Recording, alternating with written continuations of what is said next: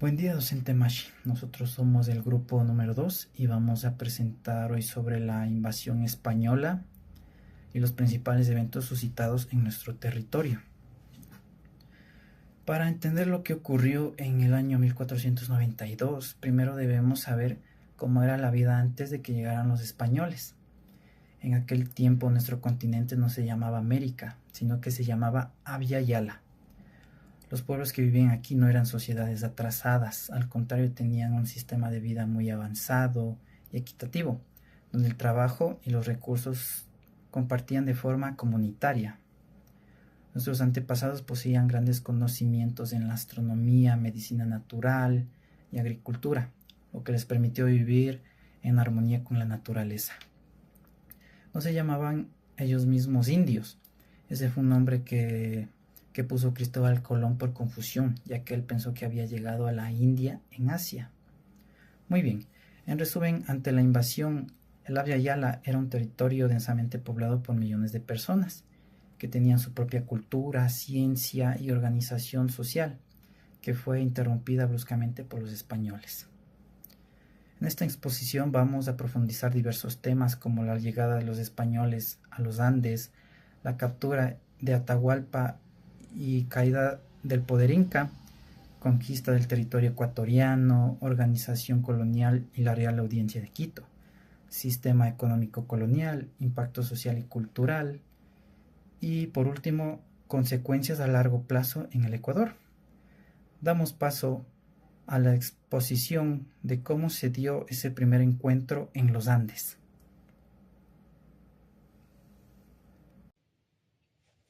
La llegada de los españoles en el año 1492 no fue un hecho que afectara a todo el continente en un mismo tiempo. Claro que hubo enfermedades que se desplazaron mucho más rápido de lo que cualquier expedición de conquista pudo hacerlo, pero cada rincón de América tuvo un momento dado en el que tuvo que afrontar la conquista militar. En el caso de América del Sur, fue el año 1532 en donde inició la catástrofe, pues para el hombre andino, la llegada de los españoles no fue simplemente un cambio de gobierno, fue un verdadero Pachacuti. Pero, ¿qué significa Pachacuti? Bueno, en el quechua, Pacha significa tiempo-espacio y Cuti significa vuelta o retorno. Para los Andes, es verdaderamente decir que el mundo se dio vuelta, convirtiéndose en un mundo al revés, donde el orden universal fue fracturado. De hecho, se consideraba como una profecía, pues antes de la llegada de Pizarro a América, el Inca Huayna Cápac ya había tenido visiones, presagios apocalípticos, en donde podía ver señales de sangre en la luna, o también tenía sueños con ejércitos de almas que anunciaban la destrucción del imperio. Buenos días, buenas tardes o buenas noches. Mi nombre es Naomi Mena y a continuación daré a conocer lo que es la captura de Atahualpa y la caída del poder inca. Una vez que los españoles se lograron consolidar en Panamá, Francisco Pizarro y Diego de Almagro decidieron realizar una expedición a América del Sur, puesto que hasta ellos habían llegado noticias de que en América del Sur habían grandes riquezas. Entonces, en 1526, ellos llegaron a las costas ecuatorianas y empezaron a colonizarlas. Bueno, tras la guerra civil entre Huáscar y Atahualpa, el Tahuantinsuyo quedó totalmente fracturado y vulnerable. Entonces, esta inestabilidad fue aprovechada por los españoles para cometer un acto de traición, y fue en 1533 que capturaron y ejecutaron a Atahualpa en Cajamarca. Pero los generales incas no se rindieron y bajo el liderazgo de Rumiñahui organizaron una resistencia. Sin embargo, su lucha fue totalmente en vano y fue en diciembre de 1534 que Sebastián de Benalcázar tomó el control de Quito. Paralelamente a los eventos mencionados anteriormente, los españoles con su ambición siguieron extendiéndose. Y el 12 de febrero de 1542, Gonzalo Pizarro y también Francisco de Orellana descubrieron, o bueno, más bien encontraron el río Amazonas y consolidaron una ruta hacia España. Bueno, este evento ocurrió en un momento de quiebre para el Tahuantinsuyo, puesto que este se enfrentaba a una gran crisis social. Y a la final, si bien las tensiones internas debilitaron sus bases, fue realmente la presión de la invasión española que puso fin con este gran imperio inca. Muy buenos días, buenas tardes o buenas noches. Me presento, soy el estudiante Salinas González Alan de la Facultad de Ciencias de la Salud de la carrera de Medicina. El día de hoy le voy a hablar acerca de lo que es la conquista del territorio ecuatoriano. La conquista del Ecuador fue un proceso histórico mediante el cual los territorios de la actual República del Ecuador pasaron de ser gobernados de manera autónoma a estar bajo el control de la monarquía española. El proceso, sin embargo, no halla sus inicios de la intervención española, sino que con las incursiones de los incas, venidos desde el sur, los cuales conquistarían gran parte del Ecuador. Estos procesos de conquista son conocidos como las guerras de los Andes septentrionales. Durante este proceso tuvo lugar la fundación de varias ciudades, entre ellas encontramos la fundación de San Francisco de Quito, el 6 de diciembre de 1574 por Sebastián de Benalcázar, y la ciudad de Guayaquil, que también fue establecida durante este periodo de dominio español. La conquista del Ecuador culminaría con la expedición de Francisco de Orellana hacia la Amazonía, impulsada por la búsqueda del dorado. La llegada de los españoles fue en el año de 1531. Ellos aprovecharon la división del imperio inca y su superioridad en sus armas de fuego, acero y caballo. Para el año de 1532 tuvo la caída del Imperio Inca, ya que Atahualpa fue capturado en Cajamarca y ejecutado en el año de 1533. Esto debilitó la estructura inca. Bajo la conquista del territorio ecuatoriano trajo consigo algunas consecuencias. Encontramos que trajo destrucciones a ciudades nativas y la instauración del sistema colonial de explotación, el trabajo forzado en minas y campos y una alta mortandad indígena. En cuanto a lo que se refiere a la resistencia y los conflictos de las comunidades indígenas en el Ecuador, esto se trata sobre todo de una gran lucha social e histórica que han tenido para ser reconocidos como tales y tener acceso a los derechos de un ciudadano. Esto se ve reflejado sobre todo en su pasado e historia, donde han sido discriminados por varias razones. Todo esto inicia desde la llegada de Colón a América y la destrucción del gran imperio inca.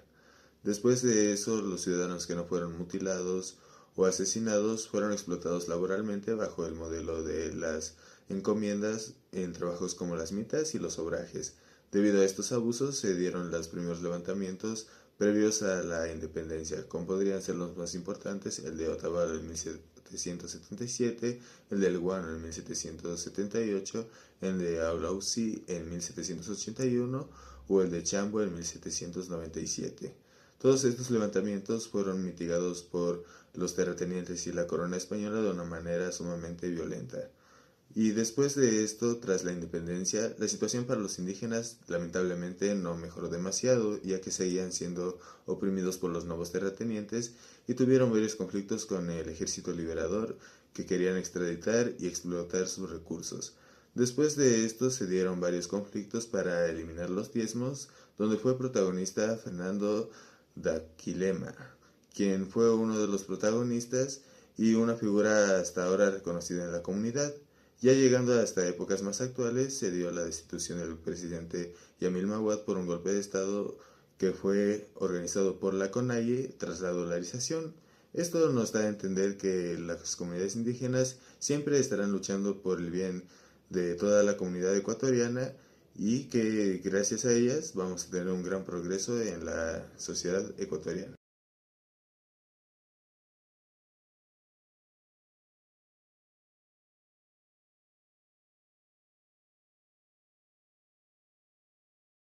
Bienvenido. El día de hoy vamos a ver la Real Audiencia de Quito. La Real Audiencia de Quito fue un territorio que alcanzó la máxima unidad tribunal y administrativa de la corona española, en los territorios de la provincia o presidencia de Quito dentro del Virreinato del Perú.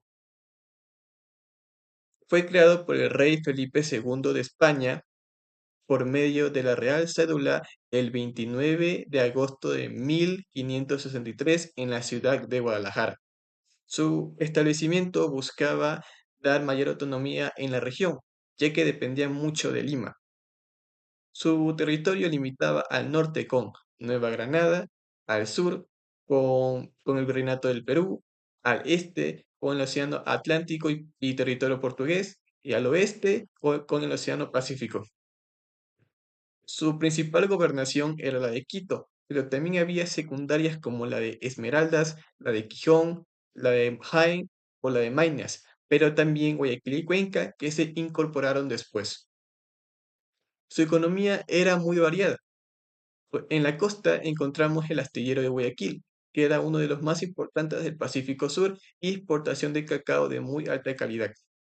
En la sierra podíamos encontrar productos textiles como callas y bayetas y productos agrícolas. Y en el oriente encontrábamos minas de oro en la región de Zaruma y en la región del río Amazonas.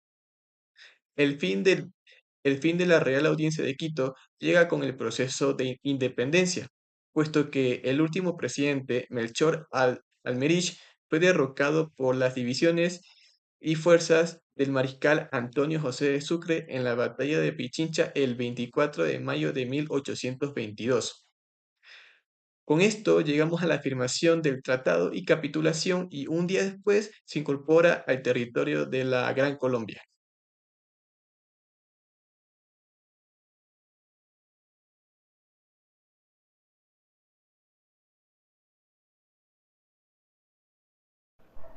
Ahora vamos a analizar el impacto de la invasión en Navillala. Es fundamental entender que este proceso no fue un hecho aislado, sino un genocidio motivado principalmente por la ambición de oro y plata.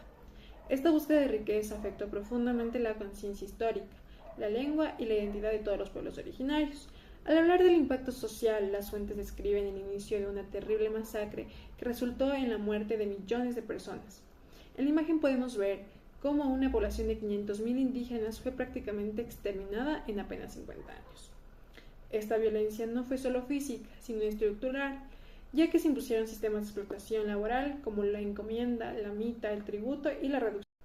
Bueno, bajo estos sistemas los nativos fueron tratados como simples objetos de explotación, esclavizados para trabajar día y noche en minas, construcciones y tierras agrícolas. Además, debemos visualizar algo muy importante aquí: la violencia de género que sufrieron las mujeres, incluyendo las llamadas vírgenes del sol y de la luna. Ahora, el impacto cultural fue igualmente devastador. La presencia española destruyó civilizaciones milenarias, lo que provocó la pérdida de inmensos avances políticos, científicos y técnicos que los europeos simplemente no valoraron ni entendieron. Un pilar de esta dominación fue la evangelización forzada. La religión católica no se ofreció, sino que fue impuesta por la fuerza. Aquellos que intentaban mantener sus creencias ancestrales eran acusados de idólatras y torturados hasta asesinados en nombre de la religión. Uno de los puntos más oscuros de este proceso fue el etnocentrismo, que durante los primeros años de la invasión los europeos llegaron a negar que los indígenas fueran seres humanos con alma. Solo la visión y forma de vida europea era considerada válida. Incluso el nombre con el que se les llamó indios surgió de la confusión y el desconocimiento de Cristóbal Colón, quien murió creyendo que había llegado a la India. Con el tiempo se reemplazó la conexión espiritual que estos pueblos tenían con la naturaleza, con las huacas, el sol y la luna, por una religión extranjera que terminó dividiendo a familias y naciones enteras. Ahora, para concluir, debemos entender que este proceso transformó radicalmente a Abiyala. No fue solo un cambio político, sino una herida profunda en la identidad y la espiritualidad de los pueblos que aún hoy buscamos sanar y comprender. Las consecuencias a largo plazo en el Ecuador después de la invasión española. Primero tenemos la negación de la identidad y el dilema del indígena.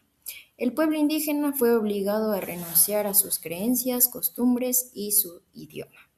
Así que se genera un conflicto donde el indígena debe decidir si mantiene su identidad o si se adapta a la identidad española. Ya luego tenemos el traspaso de la propiedad y la formación de los latifundios. ya que las tierras del pueblo indígena son pasadas a las manos españolas.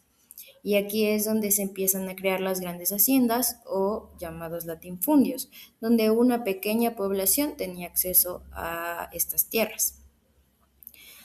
Listo, después tenemos el mestizaje. El mestizaje y los cambios en la población. Con la mezcla de los españoles, los indígenas y los afros, se da origen a nuevos grupos sociales, mientras el pueblo indígena seguía sufriendo discriminación. Tenemos también la desigualdad social, que se creó en base a una jerarquía social, donde un cierto número de individuos tenía más privilegio que otros. Eso se mantiene fuertemente hasta el día de hoy. Tenemos la imposición cultural y la religiosa, ya que se impuso la lengua española y el catolicismo. Así que varias de las costumbres y tradiciones del pueblo indígena fueron eliminadas o transformadas. Tenemos la economía dependiente. El territorio producía materia prima para España. Así que esto generó que el Ecuador se volviera un país dependiente del extranjero. Y por último tenemos la organización del territorio. Se fundaron ciudades como Quito y se formaron gobiernos coloniales que siguen vigentes hasta la actualidad.